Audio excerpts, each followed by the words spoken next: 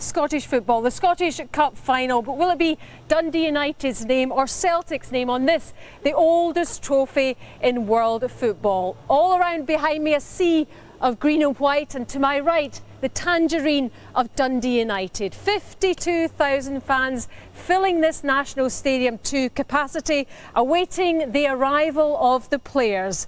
But what's it like for them an hour or so before kick-off? What actually happens? What do they do? Well, United's Billy Dodds has been giving us a special look behind the scenes. So we're off the bus now. We're inside the tunnel under the stadium. It's now we're off and we're into the dressing rooms. First people you meet are the rock steady people, and they're holding the door open for you. Here we are, the West changing room, which is the home dressing room. Scotland will obviously use this. Here we go. We're in, and as you see, we're into the full dressing room now. You've just come in, and then all your kit will be set out. So now we're in, we're obviously on to the nitty-gritty sort of things, and we're now progressing where the manager's going to come in around about 10 to 2 o'clock, and he's going to give out and drum into us his final team talk to make sure we know what's required to go and win the Scottish Cup. So now, kit's on, you're all ready, final team talk's been done. Now it's a case of doing your own individual thing to do the warm-up, whether there's a warm-up area through across the corridor there. A few of the players will disappear in there. So that's us now. The coaches gave us a shout. We're ready for getting out to the proper warm-up. It's the first time you'll see the fans and you get the sense of the occasion and the atmosphere. It's now 10 to 3. The warm-up's over, the managers gave us a shout, we're in for our final preparations. So as you can see, it's a fair walk till you actually get to the tunnel. When you get here, this is the first time you'll see your opponents. So the two teams have been in the tunnel for a couple of minutes, are anxious to get out. It's noisy because the far stand there spotted you, but you get to here and the full stadium spots you, and it's absolute bedlam. Yes, it really will be quite something tomorrow. Well, Chick is with us now, and Chick, first of all, tonight some interesting news for Celtic fans. Yeah, Richard Cody, who is the agent of Antiniemi, the Southampton goalkeeper, has declared that his man would not be averse to following Gordon Strachan, of course, who was his manager at Southampton, to Celtic. Now, this is a particularly interesting news, Alison, because Antiniemi, of course, was once the goalkeeper of Rangers.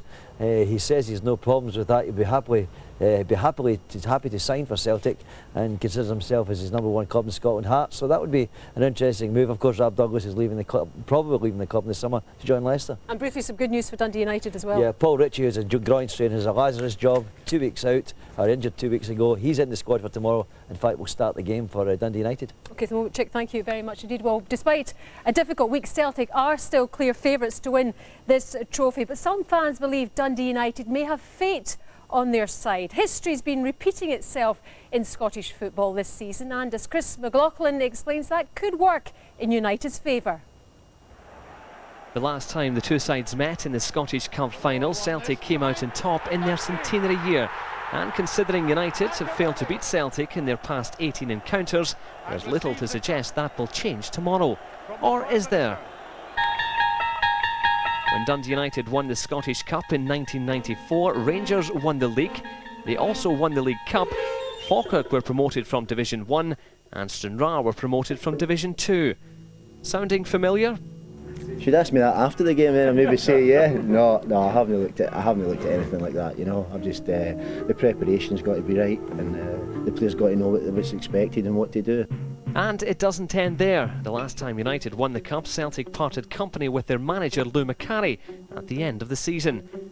Not the same thing according to a current Celtic coach. He was sacked, wasn't he, the manager? Lou Macari. Oh, well, so it don't work, that one, does it? Because we haven't been sacked. I know we're leaving, but we haven't been sacked. It's a strange set of coincidences. Yeah, very strange, yeah. I'm not into arguments now. So let's look at what we have. The last time Dundee United won the Scottish Cup, Rangers won the League and the League Cup. Falkirk were promoted, as were Stranraer, and Celtic parted company with their manager at the end of the season. And to cap it all off, guess which side was relegated?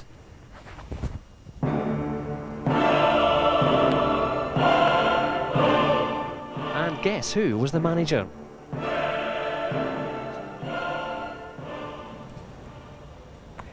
I wonder. Well, Chick, still with me. We're hearing a punter has placed the largest ever bet on a Scottish match. He's gambled £160,000 on Celtic to win tomorrow. Is his money safe?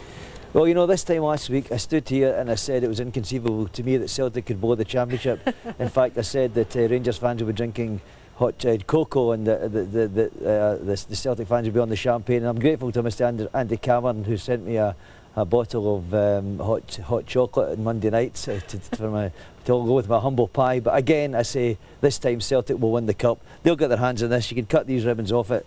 Celtic, after Martin O'Neill's what he said on Wednesday, you'll get this in his hands for the last time. If you don't, Chick, thank you very much indeed. And that's just about all from Hampden Park. A reminder that it's all at Sports Scene from 1 o'clock tomorrow on BBC One. Back to you two in the studio. Chick's delicate touch there.